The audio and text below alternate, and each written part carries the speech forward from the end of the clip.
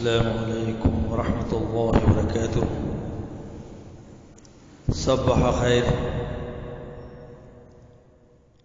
میں قاری حفظ الرحمن۔ صبح کی ساری چاہتیں، مسکراہٹیں، محبتیں، ٹھنڈی ٹھنڈی ہوائیں اور میری دعائیں سب آپ کے لیے، جہاں بھی رہیں خوش رہیں، مسکراتے رہیں۔ تجویز سے متعلق میرا واس چل رہا تھا۔ آپ اسلام کے ارکان کے بارے میں آج میں عرض کرنا ہے، سماعت فرمائیں۔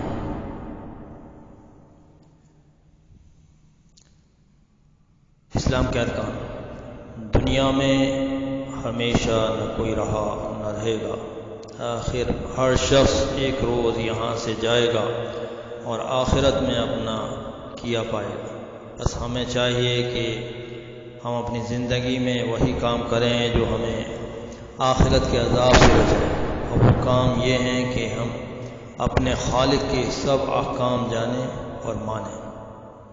اور وہ احکام دو قسم کے ہیں، ایک وہ جن کا صرف مان لینا ہی کافی ہے، اور دوسرے وہ جن پر عمل کرنا بھی ضروری ہے۔ بس ان میں سے پہلی قسم کے احکام جنہیں ایمان کہتے ہیں، ان کا حال تو سلسلہ عقائد اسلام کے میں کافی تفصیل سے آپ نے پڑھا ہوگا۔ دوسری قسم کے احکام یعنی نماز، روزہ، حج اور زکوٰۃ وغیرہ کا حال تم اس سلسلے میں پڑھو گے۔ انہی 5 چیزوں پر اسلام کی بنیاد ہے، جنہیں اسلامی ارکان یا اسلامی اعمال بھی کہتے ہیں۔ یہ بھی یاد رکھو کہ اسلامی اعمال کی 2 قسم ہیں، ایک امر اور دوسرے نہیں۔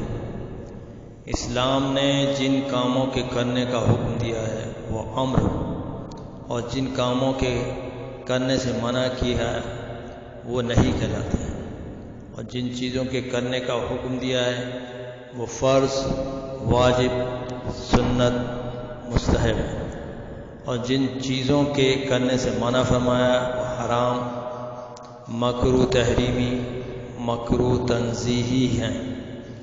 اور بعض چیزیں ایسی ہیں جن کے کرنے کا نہ تو حکم ہی دیا اور نہ ان سے منع ہی فرمایا، وہ مباح کہلاتے ہیں۔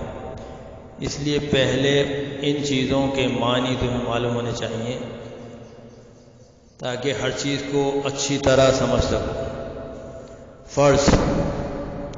فرض کسے کہتے ہیں؟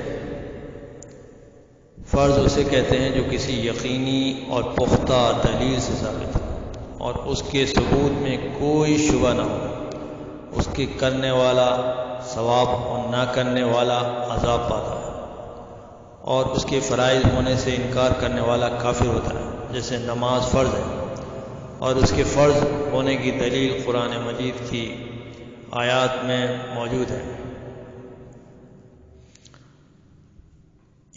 ان الذين آمنوا وعملوا الصالحات طوبى لهم وحسن مآب الذين يؤمنون بالغيب ويقيمون الصلاة ومما رزقناهم ينفقون۔ وہ لوگ جو نماز ادا کرتے ہیں اور زکوٰۃ ادا کرتے ہیں اور آخرت میں یقین رکھتے ہیں۔ چونکہ کوئی مسلمان قرآن کی آیت کا انکار نہیں کر سکتا، اس لیے وہ نماز کا بھی انکار نہیں کر سکتا، اور اگر کوئی انکار کرے تو کافر ہو جائے گا۔ مگر جو شخص انکار تو نہ کرے اور بغیر کسی عذر کے چھوڑ دے تو وہ شخص فاسق اور گناہگار کہلاتا ہے۔ فرض بھی 2 قسم کے ہوتے ہیں، ایک فرض عین، دوسرے فرض کفایہ۔ فرض عین وہ ہے کہ جس کے اوپر فرض ہے اس کے خود ادا کیے بغیر ادا نہ ہو سکے۔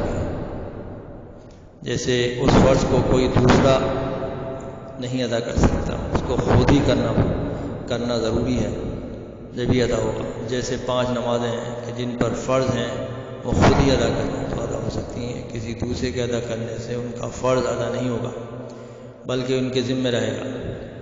نمبر 2 فرض کفایہ وہ ہے کہ جن لوگوں کے ذمے ہو اگر ان میں سے کچھ لوگ ادا کر لیں اور کچھ لوگ نہ ادا کریں تو نہ ادا کرنے والے بھی گناہ سے بچ جائیں گے.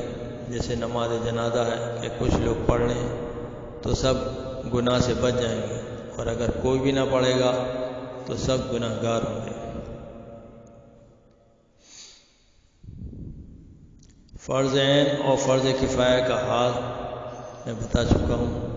اعتقاد کے لحاظ سے بھی فرض کی 2 قسمیں، ایک اعتقادی، دوسرا عملی. فرض اعتقادی وہ ہے جس پر عمل کے ساتھ اعتقاد بھی فرض ہے، جیسے وضو میں سر کا مسح کرنا جو فرض ہے، اور اگر کوئی اس کا انکار کرے تو کافر ہے. اور جس فرض کے انکار پر کفر لازم آتا ہے وہاں فرض اعتقادی ہی مراد ہوتا ہے. فرض عملی وہ ہے جس کا صرف عمل ہی فرض ہو، یعنی اس کے فوت ہو جانے سے صرف عمل کی صحت ہی فوت ہو. جیسے سر کے مسح کی مقدار میں اختلاف ہونا کہ حنفی کے نزدیک 1/4 سر سے کم کا اور مالکی اور حنبلی کے نزدیک سارے سر سے کم کا مسح درست نہیں ہے. سو اس مقدار کے اختلاف کا انکار باہمی کفر نہیں ہے. واجب وہ ہے جس کے ثبوت کے لیے فرض کی طرح پکی دلیل نہ ہو بلکہ اس سے کم درجے کی ہو. اس کے بھی کرنے والا ثواب اور نہ کرنے والا پر عذاب ہوتا ہے، مگر انکار کرنے والا کافر نہیں ہوتا. جیسے عید کی نماز کے بغیر عذر چھوڑنے والا فاسق اور عذاب کا مستحق ہوتا ہے. سنت اس کام کو کہتے ہیں جس کو رسول اللہ صلی اللہ علیہ وسلم یا صحابہ رضی اللہ عنہم اجمعین نے کیا ہو یا کرنے کا حکم دیا ہو. سنت پر عمل کرنے والا ثواب پاتا ہے اور چھوڑنے والا گنہگار ہوتا ہے. اس کی 2 قسمیں، ایک سنت موقدہ جسے رسول اللہ صلی اللہ علیہ وسلم نے ہمیشہ کیا ہو یا کرنے کا حکم دیا ہو، جیسے نماز کے وقت اذان کہنا، کہ اس پر عمل کرنے والا ثواب پائے گا اور نہ کرنے والا گنہگار. اور دوسری سنت غیر موقدہ جسے رسول اللہ صلی اللہ علیہ وسلم نے کبھی کیا ہو اور کبھی بغیر عذر کے چھوڑ بھی دیا ہے.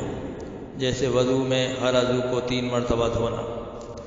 مستحب ان کاموں کو کہتے ہیں جن کی فضیلت شریعت میں ثابت ہو اور ان کے کرنے میں اور چھوڑنے میں عذاب نہ ہو. جیسے مٹی کے برتن سے وضو کرنا سنت غیر موقدہ ہے اور مستحب